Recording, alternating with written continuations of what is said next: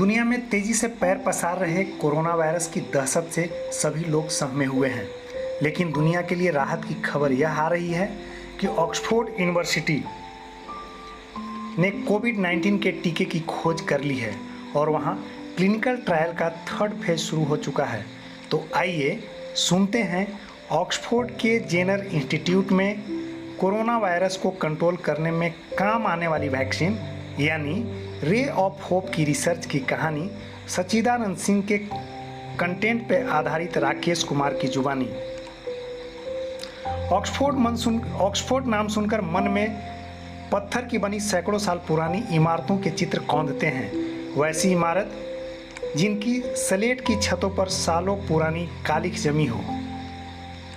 लेकिन विश्वविद्यालय परिषद के एक सीमांत पर कंक्रीट और शीशे की बनी एक विशाल आधुनिक इमारत भी देखी जा सकती है, जिसमें ऑक्सफोर्ड का एक संस्थान जेनर इंस्टीट्यूट काम कर रहा है। इस संस्थान का नाम चेचक के टीके के आविष्कारक डॉक्टर एडवर्ड जेनर के नाम पर रखा गया है। ऑक्सफोर्ड के इसी बिल्डिंग में नए टीके की खोज होती है। जेनर इंस्टीट्यूट भी कोविड-19 के टीके की दौड़ में शुरू से लगा रहा है। कोविड-19 के टीके की खोज में प्रगति हम भारतीयों के लिए फख्र की बात है, क्योंकि फरवरी 2020 में जब कोविड-19 टीका परियोजना की लीडर प्रोफेसर सारा गिलबर्ट को इस परियोजना के संचालन के लिए पैसों की सख्त कमी हो गई थी, तब केवल दुनिया की 4 हस्तियां उनकी मदद के लिए आगे आई थीं, जिसमें भारत सरकार भी एक थी। कोविड-19 के टीका के रिसर्च में भारत सरकार की खास सरोकार ने न केवल सारा गिलबर्ट के मन में परियोजना के सफल संचालन की आशा जगाई थी, बल्कि भारत के लोगों समेत दुनिया के तमाम लोगों के मन में भी रे ऑफ होप जाग उठा था। अब जब टीका तैयार होने की आशा जगी है और बहुत जल्दी टीका तैयार होकर बाजार में आने की स्थिति में है, तब भारत के साथ भी जेनर इंस्टीट्यूट ने 1 बिलियन यानी 100 करोड़ टीकों के निर्माण के लिए लाइसेंस देने का करार किया है। भारत में टीके विकासशील देशों, मध्यम आय वाले देशों के लिए पुणे में स्थित सीरम इंस्टीट्यूट ऑफ इंडिया बनाएगी। गौरतलब है कि ऑक्सफोर्ड की टीम ने टीके का डिजाइन बनाना 10 जनवरी 2020 से शुरू कर दिया था। टीका SARS-CoV-2 के कांटों के प्रोटीन को एक चिंपांजी एडेनोवायरस को वाहक बनाकर शरीर में भेजेगा। एडेनोवायरस सर्दी जुकाम का वायरस है। चिंपांजी एडेनोवायरस से चिंपांजियों में जुकाम होता है, जबकि मनुष्यों में इसका कोई प्रभाव नहीं होता है। इसे ऑक्सफोर्ड यूनिवर्सिटी द्वारा बहुत पहले ही रिसर्च कर पता लगा लिया गया था।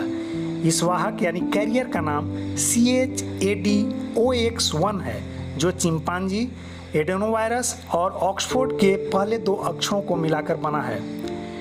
टीके का नैदानिक परीक्षण यानी क्लिनिकल टेस्ट अप्रैल में शुरू हुआ था।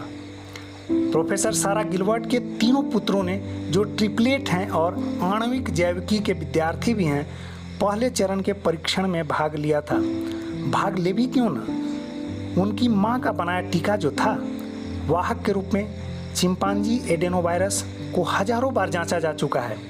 1 सप्ताह के नवजात शिशु से लेकर 90 साल की उम्र वाले बूढ़े लोगों पर इसका टेस्ट हुआ है।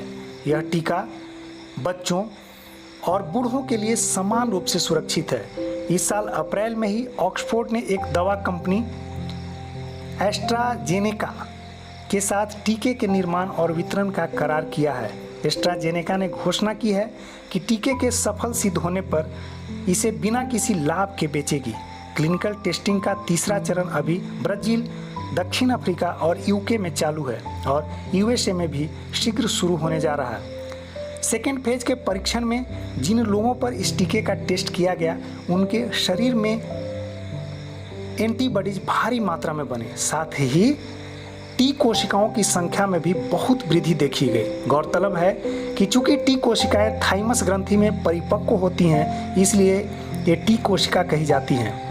रोग के जनक को नष्ट करने में इनका इतना हाथ रहता है कि अमूमन इन्हें किलर टी सेल्स कहा जाता है। किंतु ऐसा नहीं है कि दुनिया के सभी वैज्ञानिक ऑक्सफोर्ड यूनिवर्सिटी के प्रयास से प्रभावित हैं। बल्कि हार्वर्ड विश्वविद्यालय के एक प्राध्यापक ने फोर्ब्स पत्रिका में इस टीके की आलोचना लिखी है, पर बहुतेरे लोग इस आलोचना में हार्वर्ड, ऑक्सफोर्ड या यूके की पुरानी प्रतिस्पर्धा का बस एक नया अध्याय देखते हैं। मानव पर परीक्षण के पहले टीके की जांच चिंपैंजी पर की गई थी। यह जांच अमेरिका में हुई थी। जांच का मुख्य उद्देश्य था सुरक्षा, जबकि प्रोफेसर सारा गिलबर्ट इसके पक्ष में नहीं थी, क्योंकि उनका कहना था कि वाहक यानी कैरियर को हजारों मानवों पर जांचा जा चुका है, तो फिर चिंपैंजी पर इसके परीक्षण की आवश्यकता ही क्या है। सभी चिंप्स स्वस्थ रहे, तब टीके के इफेक्ट को देखने के लिए चिंप्स के नाक के रास्ते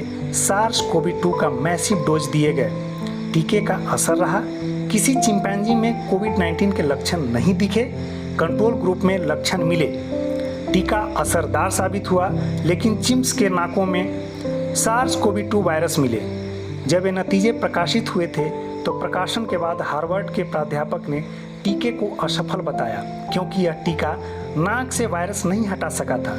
हार्वर्ड के प्रोफेसर साहब की आलोचना के शब्द थे, यह कैसा टीका है जिसे लेने के बाद लोग छींक कर वायरस फैलाते चलेंगे। प्रोफेसर सारा कि चिंप्स को जो वायरस लोड नाक में दिया गया था, उसे देखते हुए नाक में वायरस का प्रेजेंस आश्चर्यजनक नहीं है, लेकिन सोशल मीडिया पर लोग कोविड-19 के टीके के आलोचक हार्वर्ड के प्रोफेसर साहब के बारे में अपनी राय तेजी से रखने लगे हैं, जिसका लबोलुआब यही है कि दुनिया में अच्छा काम करने वालों के पैर घसीटने वालों की कमी नहीं है। हार्वर्ड यूनिवर्सिटी नहीं खोज पाया वैक्सीन, तो ऑक्सफोर्ड की खिंचाई करने में जुट गया है। कोविड-19 के वैक्सीन जल्द ही बाजार में आने को तैयार हैं, जो कोरोना के आतंक से डरे सहमे लोगों के लिए रे ऑफ होप अब जल्द ही रियलिटी में बदलने वाला है। इस प्रस्तुति में कंटेंट का उपयोग हमारे नेतरहाट विद्यालय के सीनियर श्री सच्चिदानंद सिंह के कंटेंट का उपयोग किया गया है। उनको तहे दिल से धन्यवाद। तमाम तरह के अपडेट के लिए आप GS एंड GK वर्ल्ड से जुड़िए और इसे सब्सक्राइब कीजिए, लाइक कीजिए और शेयर करना नहीं भूलिए।